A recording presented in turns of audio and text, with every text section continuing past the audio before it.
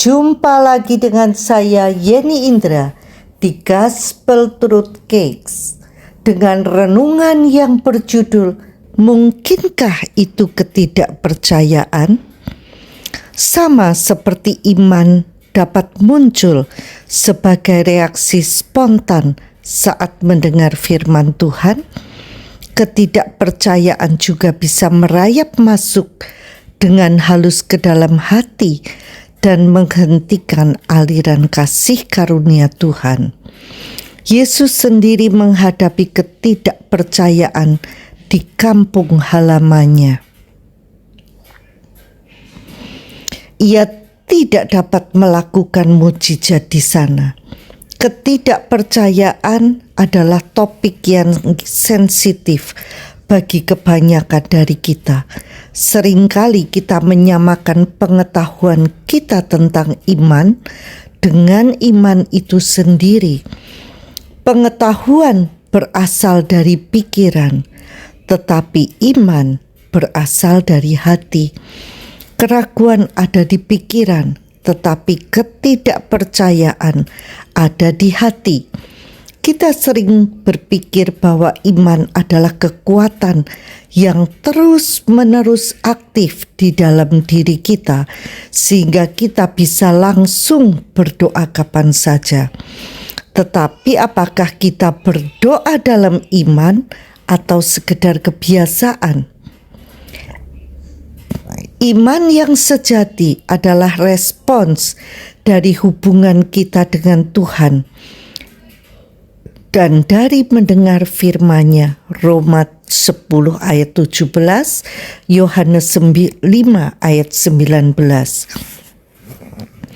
Hanya karena kita tahu tentang iman, memahami iman, dan merasa bahwa kita beriman, bukan berarti kita telah menerima dorongan segar dari Roh Kudus. Iman kemarin mungkin tidak lagi hidup hari ini. Ketidakpercayaan muncul sebagai respons terhadap panca indera, logika, dan perasaan kita pada saat itu. Ketidakpercayaan berjalan dengan melihat. Ketidakpercayaan tidak akan yakin sampai ia melihat atau merasakan jawabannya. Para murid telah diberikan kuasa untuk menyembuhkan orang sakit dan mereka melakukannya. Namun pada suatu kesempatan mereka gagal menolong seorang anak yang kerasukan dan Yesus menegur mereka karena ketidakpercayaan mereka. Mungkin mereka mulai mengandalkan pengalaman masa lalu dan kehilangan hubungan dengan sumber iman yang sejati. Ketidakpercayaan adalah satu-satunya hal yang dapat menghentikan kesembuhan. Parahnya ketidakpercayaan seringkali tidak terdeteksi oleh panca indera kita. Ada orang yang percaya pada kesembuhan dan bahkan mengaku beriman, tetapi sebenarnya masih bergumul dengan ketidakpercayaan. Saya sendiri pernah mengalaminya. Kita tidak selalu bisa melihat apa yang terjadi di dalam hati seseorang. Rasa bersalah, penghukuman diri, kepahitan, ketidaksediaan untuk mengampuni, atau ketakutan bisa mencemari hati dan menghambat iman yang sejati. Pikiran mungkin sudah yakin, tetapi hati masih berjuang. Iman itu seperti listrik, hanya akan mengalir jika saklarnya dinyalakan. Dalam hal iman, saklar itu adalah hubungan dengan Tuhan dan mendengar Dia. Iman yang berasal dari Tuhan membutuhkan kehidupannya yang berdiam di dalam hati dan keluar melalui mulut orang percaya. Ketidakpercayaan menunggu dan melihat apa yang akan terjadi, tetapi iman sejati sudah mengetahui hasilnya sebelum sesuatu terjadi.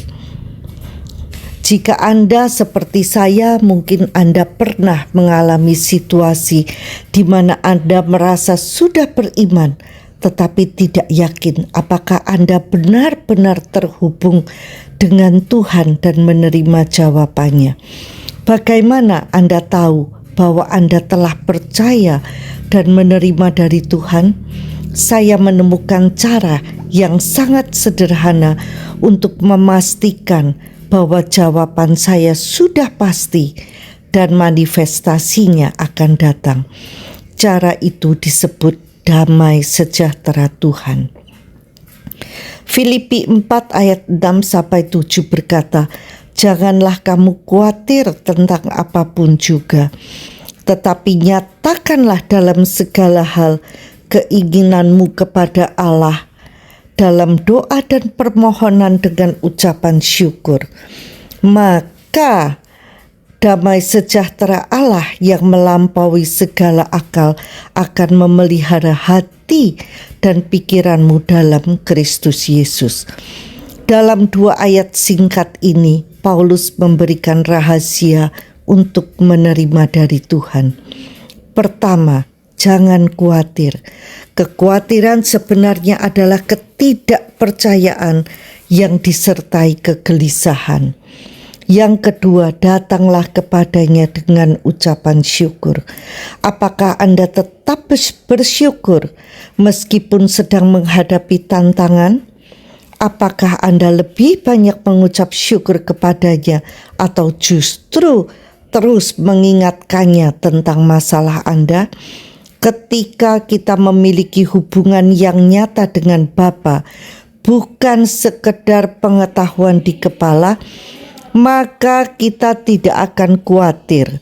Jika hanya memiliki pengetahuan tentang Tuhan tanpa persekutuan dengannya, kita cenderung membiarkan perasaan dan gejala menguasai kita sehingga tetap khawatir meskipun sudah berdoa. Tetapi jika kita sungguh-sungguh memiliki hubungan dengan Bapa, hati kita akan dipenuhi dengan ucapan syukur.